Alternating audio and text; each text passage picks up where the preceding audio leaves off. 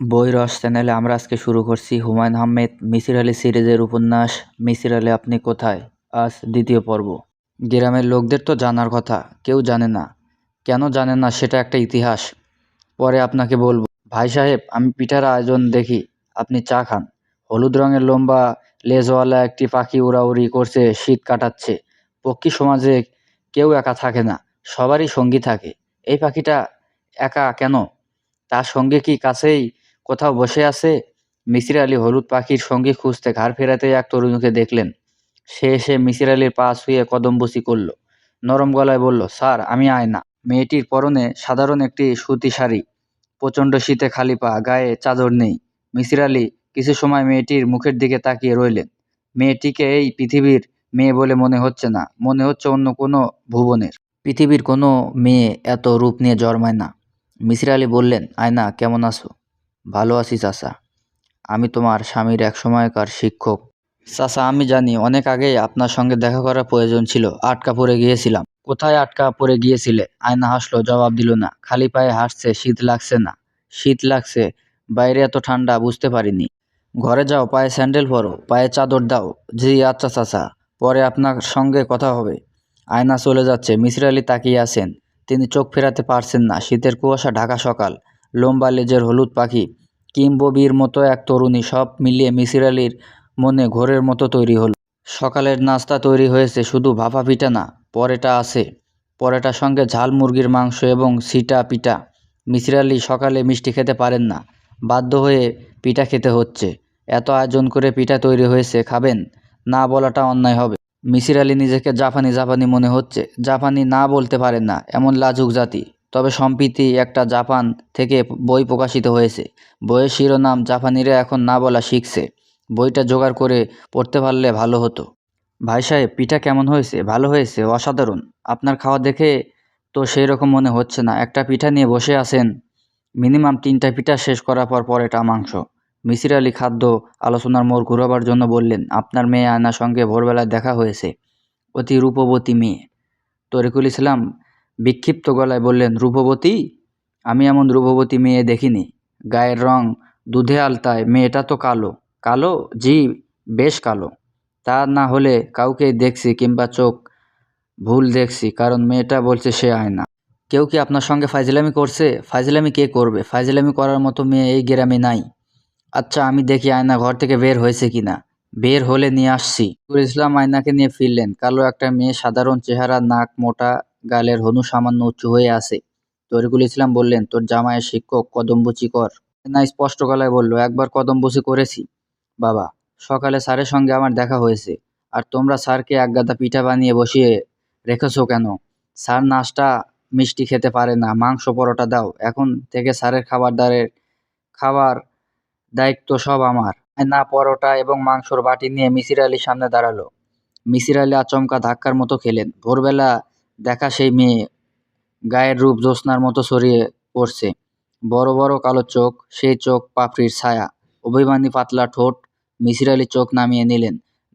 দীর্ঘ সময় ভ্রান্তির দিকে তাকিয়ে থাকা যায় না।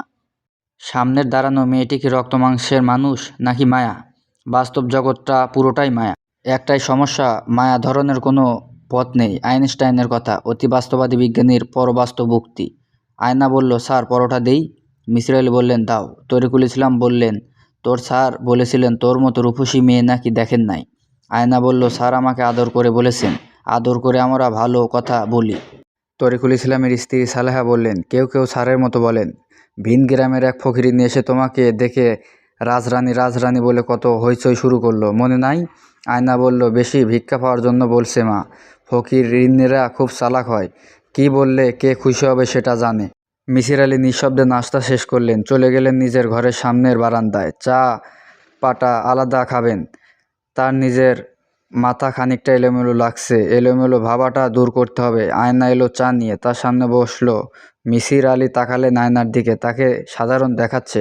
গায়ের রং কালা, চাপা নাক, মোটা ঠোঁট, থুতনিতে আঁচলির মতো আছে। থুতনির আঁচি লাগে লক্ষ্য করেনি। কোনো অর্থই এই মেয়েকে রূপবতী বলা যাবে না। তাহলে সমস্যাটা ঠিক কোন জায়গায়? দেখার ভুল? আলো ছায়ায় কেন খেলা? প্রকৃতি নানান খেলা খেলে। আলো ছায়ার খেলা তার একটি, তবে প্রকৃতি প্রশ্নের ঊর্ধ্বে না, তাকেও প্রশ্নের জবাব দিতে হবে। স্যার কি চিন্তা করছেন? মিসির আলি হেসে বললেন, তেমন কিছু চিন্তা করছি না। স্যার, আমার নামটা সুন্দর না? আয়না খুব সুন্দর নাম। এই নাম কেন রাখা হয়েছে জানেন? ছোটবেলায় আমার খুব অয়নপ্রীতি ছিল, সারাক্ষণ আয়নায় নিজেকে দেখতাম। মনে করুন আমি খুব কান্নাকাটি করছি, আমার হাতে একটা আয়না ধরিয়ে দিলে আমি চুপ। মিসির আলি বললেন, আয়না প্রীতি কি এখন নেই? না, এখন আছে আয়না ভীতি। আমার ঘরে আয়না কালো পর্দায় ঢাকা, কতদিন যে আয়নায় নিজের মুখ দেখি না। মিসির আলি বললেন, মনে হচ্ছে আয়না নাম তোমাকে পড়ে দেওয়া হয়েছে। তোমার আসল নাম কি? কুলসুম? তোমার স্বামী তোমাকে কি নামে ডাকে, কুলসুম না আয়না? সে কুলসুম নামের লটা ফেলে দিয়ে কুসুম ডাকে। তবে বিয়ের কাবিননামায় আমার নাম কুলসুম থাকলেও আমি সিগনেচার করেছি আয়না নাম। আয়না তোমার খুব পছন্দের নাম? জি। তোমার রূপ সম্পর্কে তোমার কি ধারণা? তুমি কি অতি রূপবতীদের একজন? না, সাধারণ বাঙালি তরুণীদের একজন। আয়না এই প্রশ্নের জবাব দিল না। হাসি হাসি মুখ করে তাকিয়ে রইল, মনে হচ্ছে প্রশ্ন শুনে সে মজা পাচ্ছে। মিসির আলি বললেন, প্রশ্নটার জবাব দাও, দিতেই হবে। দিতে না চাইলে দেবে না। তোমার রূপ সম্পর্কে তোমার স্বামীর কি ধারণা? আয়না নিচু গলায় বলল, বাসরাতে সে আমাকে দেখে মুগ্ধ হয়েছিল। ভোরবেলায় এখনও সে মাঝে মাঝে মুগ্ধ হয়, মাঝে মাঝে হতভম্ব হয়। তা থেকে তুমি মজা পাও? পাই। এই মুহূর্তে আমি একটা সংখ্যা ভাবছি। সংখ্যা কত? 8। একটা পাখির কথা ভাবছি। পাখিটার নাম কি? স্যার, আপনি দুটা পাখির কথা ভাবছেন, একটা ঘুঘু আর একটা কোকিল। একটা কোকিল গরমের সময় ডাকতো, সে পাখিটি কেন হিমালয়ে যাচ্ছে না সেটা চিন্তা করছেন। এখন আবার অন্য একটা পাখির কথা ভাবছেন, হলুদ পাখি, লম্বা লেজ, একা থাকে। তুমি কি সবার চিন্তা বুঝতে পারো? পারি, কিন্তু বোঝার চেষ্টা করি না। মানুষের বেশিরভাগ চিন্তাই কুৎসিত। মিসির আলি বললেন, আমি তোমার ব্যাপারটা বুঝতে চাই, তুমি কি আমাকে সাহায্য করবে? আয়না বলল, স্যার, সাহায্য করব। আমি নিজেই বুঝতে চাই। আপনার ছাত্র বুঝতে চেষ্টা করেছিল। সে আমার বিষয়ে অনেক কিছু খাতায় লিখে রেখেছে। খাতাটা আমার কাছে, আপনি চাইলে আপনাকে দেব। পড়তে চান? চাই। তুমি নিজে কি তোমার বিষয়ে কিছু লিখেছো? ডায়েরি জাতীয় লেখা লিখেছি, তবে আপনাকে পড়তে দেব না। তোমার স্বামীকে পড়তে দিয়েছিলে? না। স্যার, আপনার আর এক কাপ চা খেতে ইচ্ছে করছে? চা নিয়ে আসি। চায়ের সঙ্গে সিগারেট ধরাতে ইচ্ছে করছে। সিগারেট তো আপনার সঙ্গে নেই, সিগারেট আনিয়ে দেই, দাও। কোন ব্র্যান্ডের সিগারেট আনবো? মিসির আলি ছোট নিঃশ্বাস ফেলে বললেন, কোন ব্র্যান্ডের সিগারেট আনাবে তা তো তুমি জানো, কেন জিজ্ঞেস করছো? আয়না হাসি মুখ উঠে গেল। মিসির আলি তাকিয়ে আছেন নদীর দিকে। নদীর নাম রায়না। একসময় নাকি প্রমত্তা ছিল, স্টিমার যাওয়া আসা করত। এখানে মরতে বসেছে, মৃত্যু সবার জন্যই ভয়ঙ্কর। নদীর নাম রায়না, সে কোথাও যায় না, সমুদ্রও পায় না। মিসির আলি নড়ে চড়ে বসলেন, তার মাথায় ছড়া পাঠ হচ্ছে। পাঠ করছে আয়না নামের মেয়েটি। এর মানে কি? জীবনে প্রথম মিসির আলি হতাশ এবং পরাজিত বোধ করলেন। The old man and the sea বইটিতে আর্নেস্ট হেমিংওয়ের একটা বিখ্যাত লাইন লিখেছিলেন, man can be destroyed but not defeated. লাইনটা ভুল। মানুষকে অসংখ্যবার পরাজিত হতে হয়, এটাই মানুষের নিয়তি। পরাজিত হয় না পশুরা, এটা বোধ হয় ঠিক না। পশুরাও পরাজিত হয়। সিংহ এবং বাঘের যুদ্ধে একজনকে লেজ গুটিয়ে পালাতে হয়। স্যার, আপনার চা সিগারেট? আয়না চেয়ারে বসতে যাচ্ছিল। মিসির আলি বললেন, আয়না তুমি এখন যাও, আমি কিছুক্ষণ একা থাকবো। আপনি কি আমার উপর রাগ করছেন? না।